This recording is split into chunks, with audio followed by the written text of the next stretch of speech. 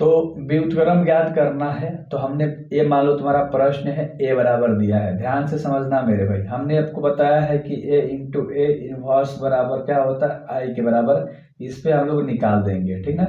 ए का मान तुम्हारा सवाल में दिया है 1, 3 और 2 और 7 दिया है, हमने इसको लिख दिया, ठीक है। ए इनवर्स जस का 10 बराबर आई का मान पता है ना तुम्हें, बहुत बढ़िया। आई का मान हम लोगों ने लिख दिया, विकर्ण में एक एक एक होता है। अब हम संक्रिया लगा के इसको कैसे बनाएंगे, आई के इसके जैसा बनाएंगे, और इधर कुछ भी बनता जाए कोई मतलब नहीं है। तो सबसे पहले एक बनाना था, एक है, इसको क्या बनाना है 0, तो ये R2 है पूरा। तो हम R2 में हम संक्रिया लगाएंगे, R2 में से हम क्या कर देंगे, अगर हम इसमें 2 का गुणा कर दे R1 में, ठीक है, R2 में से हम लोग घटाएंगे, इस R2 में से हम लोग घटाएंगे R1 में 2 का गुणा कर देंगे, तो यानी ये R2 है 2 और R1 है 1, तो R1 में 2 का गुणा कर देंगे, तो 2 में से 2 जगह तो 0 बन जाएगा, तो यहाँ पर हमारा 0 हो जाएगा, कोई दिक्कत नहीं। तो चलो हम लोग बनाते हैं, ठीक है। तो हम क्या, R1 से हमें कोई मतलब नहीं है क्योंकि हम R2 में संक्रिया लगा रहे हैं, तो R1 हमारा जस का 10 हो गया, ए इनवर्स हो गया, और बराबर में इसका भी R1 जस का 10 हो गया, क्योंकि दोनों तरफ संक्रियाएं लगती हैं, ठीक ना, एक ही। अब 2 में से 2 जाएगा तो तुम्हारा 0, क्योंकि ये तो 2 से गुणा हो गया है। 7 में 6 हो जाएगा, क्योंकि ये भी तो 3 जो है 2 से गुणा होगा, यहाँ पर मैंने बता रखा है। तो 7 में 6 हो जाएगा, तो क्या बच जाएगा, 1 बच जाएगा, समझना मेरे भाई।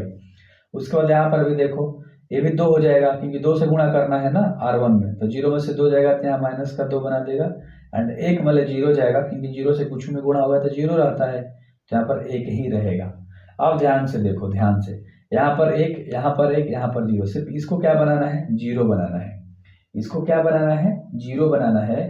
तो हम ये R1 में संक्रिया लगाना है, सबसे पहले तो समझो, R1 में संक्रिया लगाना है, और हम R1 में से हम ध्यान से देखो, हम R1 में से इसको 3 से गुणा कर देंगे, यहाँ 3 से गुणा करेंगे तो 0 ही रहेगा, कोई अंतर नहीं पड़ेगा इस पर ना। तो इसलिए हम क्या करेंगे, 3 से हम R2 में गुणा कर देंगे, यानी R1 में से हम R2 को 3 से गुणा करके घटा देंगे। तो देखो R1 यहाँ 3 से गुणा कर दोगे, घटाना है ना, तो 1 में 0 जगह थे तो 1 ही रहेगा, और यहाँ 1 क्या बन गया 3, तो 3 में 3 जगह तो ऊपर वाला पार्ट 0, और नीचे वाला से हमें कोई मतलब नहीं था। तो इतना हो गया, ए इनवर्स हो गया तुम्हारा बराबर, इसमें भी तो संक्रिया वही लगेगा। तो R1 में से 3 R2 घटाना है, यानी 1 में 2 3 6 घटाना है, 1 में से तुम्हें 6 घटाना है, तो 1 + 6 बराबर क्या हो गया 7, तो यहाँ पर तुम्हारा क्या आ जाएगा 7 आ जाएगा।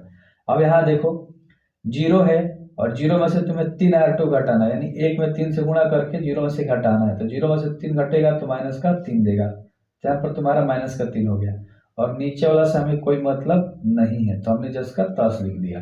अब ध्यान से देखो, ये तुम्हारा आई के बराबर आ गया, तो आई और इंटू ए इनवर्स बराबर जो तुम्हारे पास आ गया उसको लिखो, 7 - 3 - 2 और 1, और ए इनवर्स बराबर तुम्हारे पास है, तो आंसर आ गया 7 - 3 - 2 और 1, और ये तुम्हारा आंसर हो गया।